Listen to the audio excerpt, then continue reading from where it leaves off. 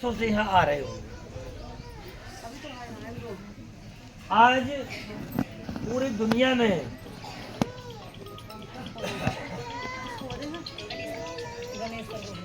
भगवान बुद्ध की बात पूरे संसार में अगर कहीं होती है, उनकी शिक्षा संस्कृति या उनके ज्ञान की जहाँ चर्चा होती है, तो सुजाता के नाम की चर्चा अवश्य होती है। ये ऐसा नाम है जो भगवान बुद्ध के जीवन से बहुत मजबूती से जुड़ा हुआ है। पीछे गांव में हम लोग जब भी घूम कर आए हैं, उस गांव का नाम था बकरौर।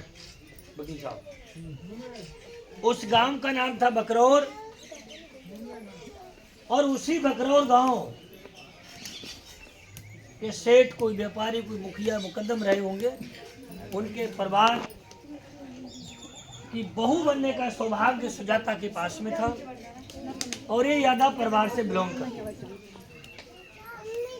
आज भी आपने देखा होगा कि जगह जगह लोग मन की संतुष्टि के लिए नाना प्रकार के कार्य करते हैं। तमाम स्थलों में व्यक्ति चला जाता है, तमाम रास्तों के अनुसरण के लिए व्यक्ति चला जाता है, केवल मन की संतुष्टि के लिए। हमारे यहाँ भी मन की संतुष्टि के लिए तमाम काम व्यक्ति करता है। जैसे भगवान बुद्ध के चरणों में 5 मोमबत्ती जलाई जाती हैं, पुष्प छोड़े जाते हैं, और सुगंधित धूप भी जलाते हैं। लेकिन भगवान बुद्ध ने सिस्टम का कहीं चर्चा नहीं किया है।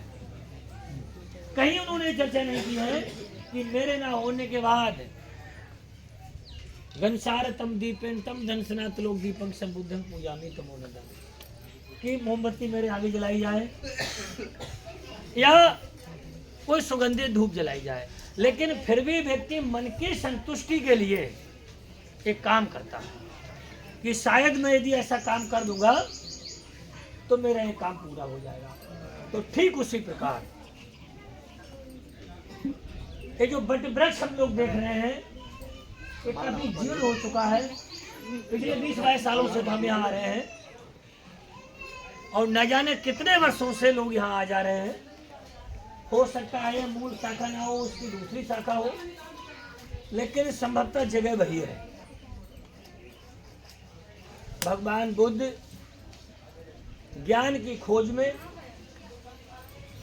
इस क्षेत्र में घूम रहे थे। वो जानना चाहते थे कि आखिरकार संसार में लोग अनेक प्रकार के कार्य करते हैं, लेकिन मन की संतुष्टि नहीं होती है। तमाम साधु संतों ऋषि महात्मा, बैठ जाइए आप लोग, बैठ जाओ, साफ जगह है। सब उन्होंने इन तमाम बिंदुओं की जानकारी ली कि आखिरकार संसार में मनुष्य सुख और समृद्धि के लिए क्या करे, लेकिन सही सटीक जानकारी उन्हें नहीं मिल पा रही। कुछ बच्चे सामने पूछ रहे थे, एक पर्वत सामने यहाँ से दिखता है, डोंगेश्वरी पर्वत जिसके लिए कहते हैं। कुछ लोग, हम लोग कई वर्षों से नहीं गए, पहले कई बार इधर घूम के आते थे, लेकिन अब बड़ा दूर लगती है वो जगह। 6 वर्षों तक लगातार इस क्षेत्र में इधर उधर भटकते रहे, लेकिन सही जिस बारे में वो जानना चाहते थे वो उन्हें नहीं ज्ञान मिल पा रहा था। इस बट वृक्ष की ये मान्यता थी इस क्षेत्र में कि जो हृदय से इस वृक्ष से कोई चीज मांग लेता था, इधर को मैं तरफ को कर लूँ, इधर को, तो उसकी वो मन्नत पूरी हो जाती थी। तो सुजाता ने भी एक मन्नत इस बट वृक्ष से मांग रखी थी कि यदि मेरी पहली संतान पुत्र के रूप में हो जाती है तो मैं यहाँ पायस भोजन कराऊंगा। पायस भोजन, पायस भोजन के बारे में कितने लोग जानते हैं? हाथ खड़ा करिए। नहीं जानते हैं पायस भोजन क्या था। पायस भोजन को आप प्राचीन शास्त्रों में पढ़ेंगे नहीं मिलेगा, लेकिन बौद्ध शास्त्रों में जब उन्हें पढ़ेंगे, बुद्ध और उनका धम्म, या भगवान बुद्ध के जहाँ जहाँ चरण पड़े गौतम के, ऐसी पुस्तकों में जब आप जाएंगे तो ये आपको देखने पायस भोजन का जिक्र किया गया है बौद्ध साहित्य में। कि 100 गायों के दूध को दुआ गया बकी साहब, और अगले दिन 99 गायों को पिलाया गया। 99 को दुआ गया, फिर 98 को, 98 के बाद 97 को, एक क्रम चलता रहा। और जिस दिन लास्ट गाय बचेगी, उस गाय के दूध से जो खीर बनाई जाएगी वो पायस भोजन कहलाएगा। हम लोग कल सारनाथ में भगवान बुद्ध के 5 भय प्रिय साथी, जो उनको इन्होंने प्रथम उपदेश वहां दिया था, वो सब उनके साथ में ही आसपास में रहा करते। भगवान बुद्ध इधर उधर भटक रहे थे। वो जगह भी हम लोग देखने को जाएंगे, थोड़ा इससे पीछे है। आग मूंद कर बैठ जाते हैं, और किताबों में तो देखने में आता है कि 6 वर्षों तक घोर में बैठे रहे, अन्न पानी सब त्याग दिया, इतना कमजोर हो गए कि उनके शरीर के पूरा एक एक अंग। यही पड़ोस के गांव की एक दिन 3 लड़कियां निकल रही थी। वो एक लड़की कहती है कि इस वीणे के तार को बहुत तेजी से नहीं बजाना चाहिए, कहीं ये टूट ना जाए। दूसरी कहने लगी कि बहुत धीमा भी नहीं इसको बजाना चाहिए, जिससे इसमें सुर न निकले। और तीसरी ने संकेत किया कि बहुत तेज नहीं बजाना है, बहुत धीमा नहीं बजाना है, मध्यम मार्ग से बजाइए कि इसको नुकसान भी ना हो और सुर भी सही सलामत निकलते रहे। वो बातें कहते हुए वो वहाँ से चली जाती है। भगवान बुद्ध उनको समझने के बाद एक बात समझ में आ जाती है कि मैंने तो ज्ञान की खोज में एक इंतहा कर दी है। मैं भूल चुका हूँ कि मैं और मेरा शरीर कहाँ पहुँच चुका है। इसमें मुझे थोड़ा परिवर्तन लाना चाहिए। उधर सुजाता ने जो मन्नत मांग रखी थी वो उसकी पूरी हो चुकी थी, और गायों के दूध का जो सिलसिला था वो जारी था।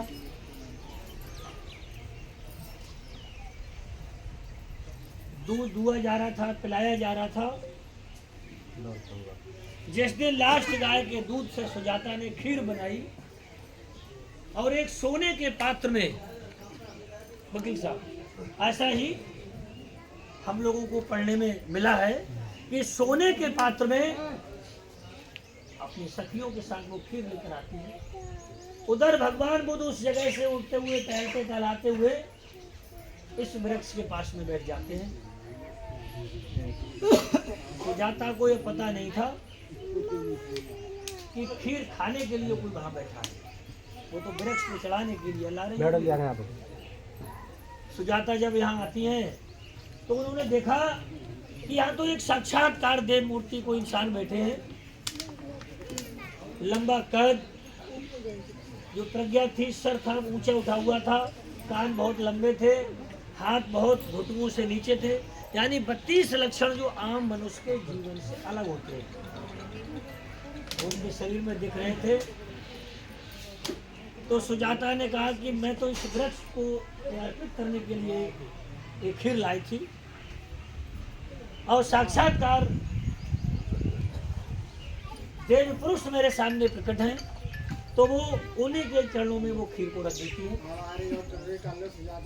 और भूख तो लगी रही थी उन्हें, शरीर को उन्होंने इस तरीके से कमजोर कर दिया था बिना कुछ खाए पिए, और उस खीर को वो खा ले। यही संकेत यहाँ शायद होगा, उधर उस प्रतिमा में दिया है। खीर खाते हुए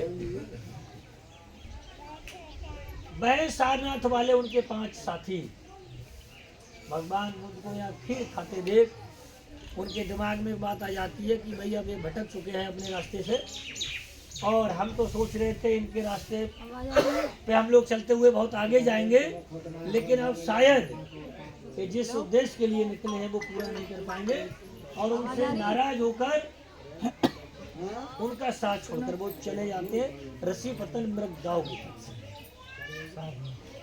जिसे सारनाथ कहते हैं। खीर यहाँ ग्रहण करने के बाद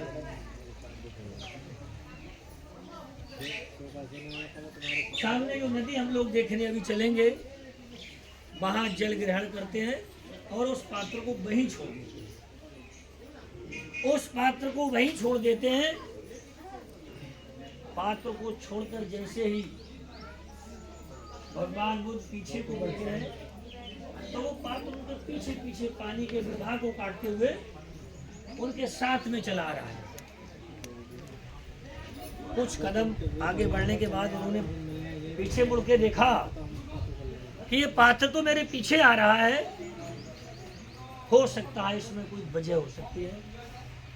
और वो फिर अंदाजा लगा लेते हैं कि जिस ज्ञान की खोज में मैं घूम रहा हूं, वो इसी के आसपास मुझे बहुत जल्दी मिलने वाला है। तमाम लोग इस चीज पर चर्चा करते हैं कि आखिरकार भगवान बुद्ध ने ऐसी कौन सी चीज खोज ली जो आज दुनिया के लोग उनका सम्मान कर रहे हैं। इस तरीके से प्रतिमा भगवान बुद्ध की आपने देखी होगी। 3 उंगलियां ऊपर को होंगी और 1 उंगलियां इसमें फंसी होगी। तमाम देवी देवताओं को आप इस तरीके से देखे होंगे, लेकिन भगवान बुद्ध की उंगली इस तरीके से, एक मुद्रा ऐसी अधिकतर मुद्रा आपको मिलेगी, इस तरीके से बैठे होंगे या एक हाथ इस तरीके से होगा नीचे को, भूमि स्पर्श मुद्रा जिसे बोलते हैं। बहुत ज्यादा नहीं, लेकिन 3 बातें मैं आपको बता दूंगा। भगवान बुद्ध ने जाना और बताया कि इस संसार में मनुष्य का जो जन्म से लेकर मृत्यु तक का जो सफर है, वो तमाम दुख, परेशानी, कलेश और तमाम उन झंझटों से भरा है जिसका मनुष्य को स्वयं पता नहीं होता है। मेरे साथ कुछ क्षण के बाद क्या होगा ये मुझे नहीं मालूम, आपके साथ क्या होगा ये आपको भी नहीं मालूम है। तो भगवान बुद्ध ने जाना और बताया कि बुद्धं शरणं गच्छामि। संसार के प्रत्येक मनुष्य के लिए अपना जीवन सुखमय, कल्याणमय और आनंदमय जीने के लिए ज्ञान की शरण में जाना चाहिए। शिक्षित होना चाहिए, पढ़ना चाहिए, लिखना चाहिए। जो व्यक्ति पढ़ लिखकर डॉक्टर बन जाए, इंजीनियर बन जाए, प्रोफेसर बन जाए, आईएएस पीसीएस बन जाए, दुनिया की सारी सुख सुविधाएं उस व्यक्ति के घर में आ जाती हैं। तो इसका मतलब कि ज्ञान से दुनिया के ताले, सारे ताले खुल जाते हैं। इसी को बाबा साहब ने भी दोहराया है कि शिक्षा वो ताकत है कि जिसके पास यदि वो ताकत हो जाती है, फिर उसे दुनिया के किसी दूसरे ताकत के पास जाने की कोई जरूरत नहीं होती है। दूसरा रास्ता धम्मं शरणं गच्छामि। धम्म कहते हैं धर्म के लिए। भगवान बुद्ध ने जाना और बताया कि शिक्षा के साथ साथ आपको धार्मिक भी होना है। अब धार्मिक का क्या मतलब होता है? सुबह उठ के लोग कहते हैं साहब हम तो बहुत पूजा पाठ करते हैं, तिलक लगा लेते हैं, लोटा जला देते हैं, ये इसका धर्म से कोई लेना देना नहीं। किसी जगह जाकर लोटा चढ़ाना, तिलक लगाना, चौराहे पर फूल पत्ती चढ़ा देना, इसका धर्म से कोई लेना देना नहीं है। वो आपके मन की संतुष्टि है, आप कहीं चढ़ा दीजिए वो अलग बात है, लेकिन धर्म की क्या परिभाषा है? धर्म मनुष्यों की सेवा करने को किया गया कार्य धर्म कहलाता है। कोई व्यक्ति भूखा है उसे आप खाना खिलाइए, कोई वस्त्रहीन है उसे आप कपड़ा पहना दीजिए, किसी पे पहनने को चप्पल नहीं है, इतनी धूप में चल रहा है आप उसे चप्पल पहना दीजिए। ये तमाम चीजें धर्म के अंतर्गत आती हैं। यानी अपनी श्रद्धा अनुसार आप मनुष्यों की जो भी सेवा कर सकते हैं वो धर्म कहलाता है। तीसरा रास्ता उंगली का बता रहे हैं कि संघं शरणं गच्छामि। संघ कहते हैं समूह के लिए। भगवान बुद्ध ने जाना और बताया कि मजबूत काम चाहे कितना भी बड़ा काम हो, यदि आप संगठित हैं, इकट्ठे हैं, तो छोटा कार्य हो चाहे बड़ा कार्य हो, आप उसे बहुत आसानी से कर लेते हैं। ये 3 रास्ते संसार के प्रत्येक मनुष्य के लिए, जो प्रथम 3 शरणें उन्होंने बताई हैं, जो व्यक्ति इन रास्तों पे चल जाता है निश्चित तौर से उसका जय मंगल और कल्याण होता है। ये चर्चा मैंने यहाँ इसलिए की है